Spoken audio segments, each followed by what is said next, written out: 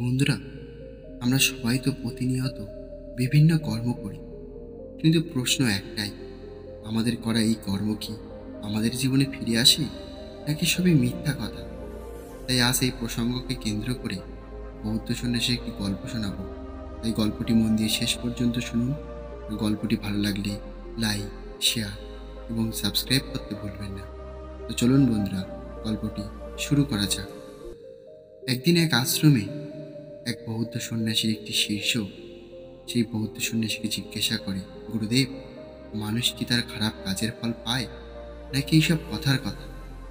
এই কথা শুনে বৌদ্ধ সন্ন্যাসী বলেন, মানুষ যেমন কর্ম করে ঠিক তেমনি তার ফল পায়। যদি তুমি কারোর সাথে খারাপ কিছু করো, তাহলে অবশ্যই তোমার সাথে কোনো না কোনোভাবে খারাপই হবে। শিষ্যটি বলে, আচ্ছা গুরুদেব, কেউ যদি তার ক্ষমতার প্রয়োগে অন্য একজন দুর্বল ব্যক্তির অধিকার ছিনিয়ে নেয়, তাহলে সে কি তার কর্মের ফল পাবে? সন্ন্যাসী বলেন, হ্যাঁ, অবশ্যই পাবে। অনেক সময় এরকম হতে পারে যে ফল সঙ্গে সঙ্গে পাওয়া যাবে, আবার অনেক সময় ফল পেতে হয়তো একটু সময়ও লাগতে পারে। কিন্তু নিজের ক্ষমতার প্রভাবে কেউ যদি অন্য কারোর অধিকারের জিনিস ছিনিয়ে নেয়, তাহলে আজ নয়তো কাল কোনো না কোনোভাবে তাকে তার পরিণাম ভোগ করতেই হবে। তারপর বৌদ্ধ সন্ন্যাসী বললেন, আজ তোমাকে আমি একটা গল্প শোনাচ্ছি, আর এই গল্পটি তোমাকে তোমার সব প্রশ্নের উত্তর দিয়ে দেবে। এই বলে বৌদ্ধ সন্ন্যাসী গল্প বলতে লাগলেন। অনেকদিন আগের কথা, একটি গ্রামে দুজন জেলে বাস করত, যারা রোজ সকালে সেই গ্রামের পাশে থাকা একটি নদীর ধারে মাছ ধরতে আসত। তারা রোজ সকালে সেই নদীর ধারে এসে জাল ফেলে মাছ ধরত, আর দিনের শেষে বাড়ি ফিরে যেত। প্রথম জেলেটি দ্বিতীয় জেলেটিকে দেখে সবসময় হিংসা করত, কারণ সে মনে করত যে দ্বিতীয় জেলে সবসময় তার থেকে বেশি মাছ ধরে ফেলে। কিন্তু বাস্তবে সেটা সম্পূর্ণ সত্যি ছিল না। কখনো কখনো প্রথম জেলেও বেশি মাছ ধরে ফেলত, কিন্তু বেশিরভাগ দিন দ্বিতীয় জেলে কত মাছ ধরেছে সেদিকে নজর দিতে গিয়ে নিজের কাজে একাগ্র হতে পারত না। ফলে দিনের শেষে তার কাছে বেশিরভাগ দিনই কম মাছ থাকত। দ্বিতীয় জেলে ছিল সম্পূর্ণ অন্যরকম। সে প্রতিদিন সকালে আসতো, জাল ফেলত, নিজের কাজে সম্পূর্ণ একাগ্র থাকত। প্রথম জেলে কি করছে, কত মাছ ধরছে সেদিক দেখতই না। সে তার কাজ করত, আর কাজ শেষ হয়ে গেলে বাড়ি চলে যেত। যতদিন এগোতে লাগলো, প্রথম জেলের হিংসা, রাগ দ্বিতীয় জেলের উপর ততই বাড়তে লাগলো। একদিন সে ঠিক করলো, পরের দিন সে একদম ভোরবেলায় মাছ ধরতে আসবে, দ্বিতীয় জেলে আসার অনেক আগে। তাহলে নিশ্চয়ই সে দ্বিতীয় জেলের থেকে বেশি মাছ ধরতে পারবে। এই ভেবে পরের দিন ভোর হওয়ার সঙ্গে সঙ্গে মাছ ধরতে চলে গেল। কিন্তু এতে করে তার কোনো লাভ হলো না। সে 2 ঘন্টা জাল ফেলে নদীর ধারে বসে থাকলেও কিন্তু তার জালে একটাও মাছ উঠল না। 2 ঘন্টা পরে দ্বিতীয় জেলে তার জাল নিয়ে এলো। সেদিন সেও জাল ফেলে বসে থাকলো, আর তার জালেও কোনো মাছ উঠল না। এদিকে প্রথম জেলে মনে মনে খুব আনন্দ পেল যে আজকে দ্বিতীয় জেলের জালেও কোনো মাছ ওঠেনি। প্রথম জেলে কিছুক্ষণ পরে ভাবল যে আজকে তার মানে কোনো মাছ কারোর জালেই উঠবে না, তাই আর এখানে বসে থেকে লাভ নেই। আর এই ভেবে সে তার জাল নদী থেকে তুলে নিল। দ্বিতীয় জেলে তখনও নিচের জাল নদীতেই ফেলে রেখেছিল, কারণ সেটা মানত যে মাছ জালে প্রথম ঘন্টাতেও পড়তে পারে, আবার একদম শেষ ঘন্টাতেও পড়তে পারে। প্রথম জেলে তাকে ব্যঙ্গ করে বলতে লাগলো, বসে থেকে কোনো লাভ নেই, তোমার জালেও কোনো মাছ পড়বে না। কিন্তু দ্বিতীয় জেলে তার কোনো কথায় কান দিল না। প্রথম জেলে জাল গুটিয়ে সেখান থেকে বাড়ি যেতে যাবে, ঠিক সেই সময় দ্বিতীয় জেলের জালে কিছু একটা আটকালো। দ্বিতীয় জেলে নিজের জালটাকে টেনে উপরে তুলে দেখা গেল তার জালে একটা বিশাল বড় মাছ ধরা পড়েছে। সে সেই মাছ ধরে নিজের ঝুড়িতে রেখে জাল গুটিয়ে নিল, আর ভাবল যে আজকের জন্য এতটাই যথেষ্ট, বাড়ি চলে যায়। অন্যদিকে সেই প্রথম জেলে রেগে আগুন হয়ে গেল। সে ভাবল, আমি সকাল থেকে এত কষ্ট করে এতক্ষণ ধরে অপেক্ষা করলাম, আমার জালে কোনো মাছ পড়লো না, আর ওর জালে এত পরে এসেও এত বড় একটা মাছ ধরা পড়ে গেল। ওকে এই মাছ কিছুতেই নিয়ে যেতে দেব না। আর এই ভেবে সে এগিয়ে গিয়ে দ্বিতীয় জেলের থেকে সেই মাছটাকে কেড়ে নিয়ে নিজের ঝুড়িতে রেখে দিল। এটা দেখে দ্বিতীয় জেলে বলল, তুমি আমার মাছটা নিয়ে নিলে কেন? এই মাছটা তো আমি ধরেছি। প্রথম জেলে বলল, আমি আগে মাছ ধরতে এসেছি, তাই এই মাছের উপর আমার অধিকার, এটা আমি নিয়ে যাব। দ্বিতীয় জেলেটি বলল, মাছটা তো আমি ধরেছি, তাহলে তোমার অধিকার কি করে হবে? তোমার কাছে আমি অনুরোধ করছি, আমার মাছ আমাকে দিয়ে দাও। কিন্তু প্রথম জেলে দ্বিতীয় জেলের কোনো কথাই শুনল না। সে দ্বিতীয় জেলের থেকে বেশি শক্তিশালী ছিল।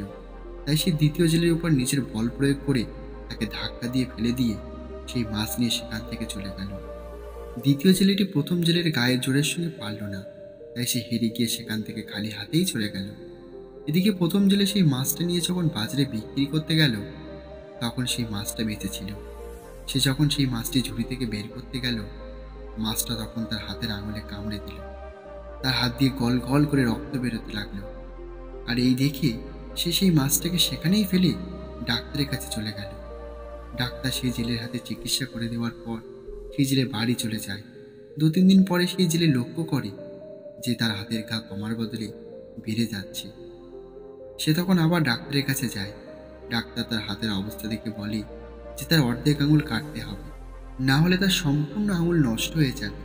তো তার অর্ধেক আঙুল কেটে বাদ দিয়ে দেওয়ার পর সে বাড়ি চলে যায়। তারপর আরও 7 দিন কেটে যায়, আর সে লক্ষ্য করে যে তার হাতের ঘা আরও বেড়ে গেছে। সে তখন আবার ডাক্তারের কাছে যায়। এবারে ডাক্তারের কাছে যাওয়ার পথে রাস্তায় তার এক বন্ধুর সঙ্গে তার দেখা হয়।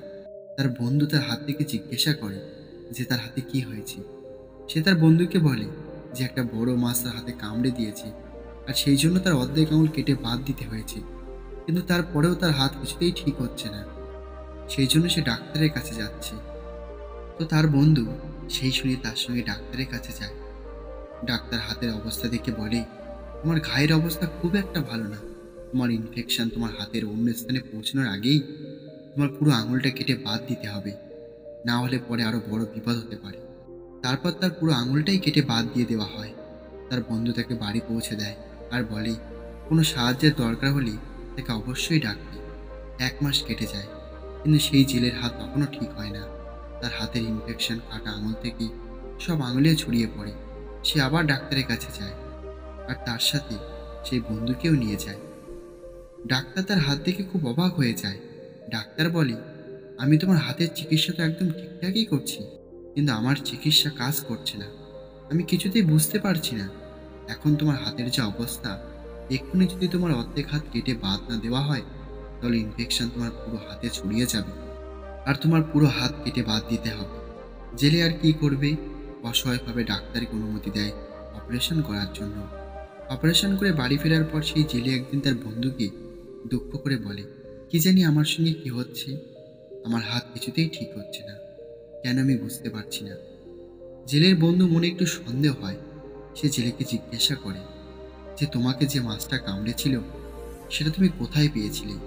যেদিন এই ঘটনাটা ঘটেছিল সেদিন তোমার সঙ্গে আর কি কি হয়েছিল? বন্ধুর মুখে এই প্রশ্ন শুনে সেই জেলের সেদিনকার ঘটনা মনে পড়ে যায়।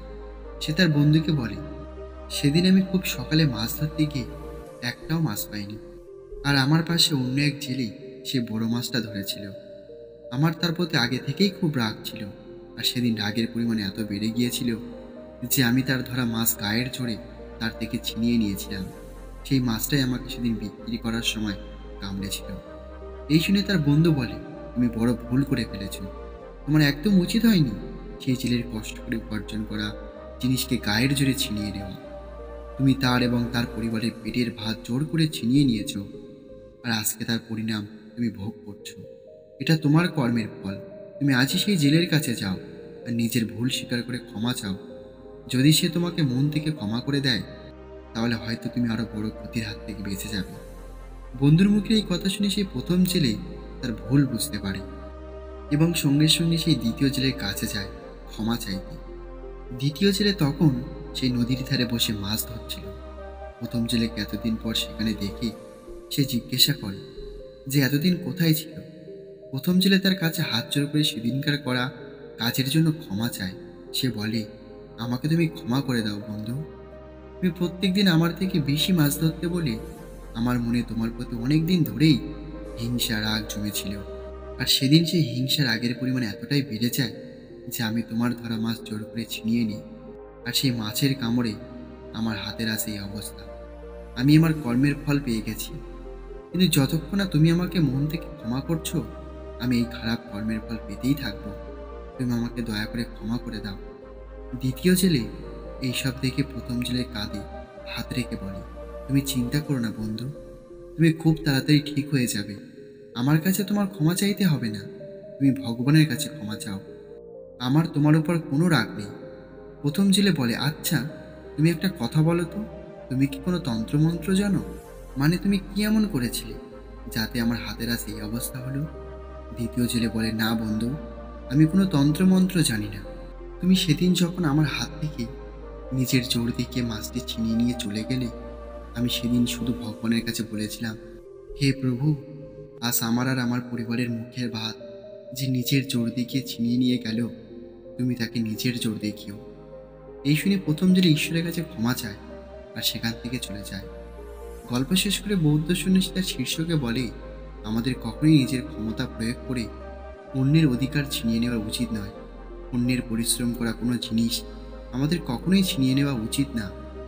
যে অন্যের ক্ষতি করবে সে আজ নয়তো কাল, একভাবে নয়তো অন্য কোনোভাবে ঠিক নিজের খারাপ কর্মের ফল পেয়ে যাবে। কর্মের ফল অবশ্যই ফিরে আসে। তাই আমাদের সবসময় অন্যের সাহায্য করার কথা চিন্তা করা উচিত, অন্যের ক্ষতি করার কথা নয়। তো বন্ধুরা, আশা করি এই ছোট্ট গল্পটি থেকে আপনি কিছু শিখতে পেরেছেন। আর আপনি যেটুকুই শিখেছেন তা কমেন্ট করে অবশ্যই আমাদের জানাবেন। আর গল্পটি ভালো লাগলে লাইক, শেয়ার এবং সাবস্ক্রাইব করতে ভুলবেন না। আর গল্পটি শেষ পর্যন্ত শোনার জন্য আপনাদের অসংখ্য ধন্যবাদ জানাই।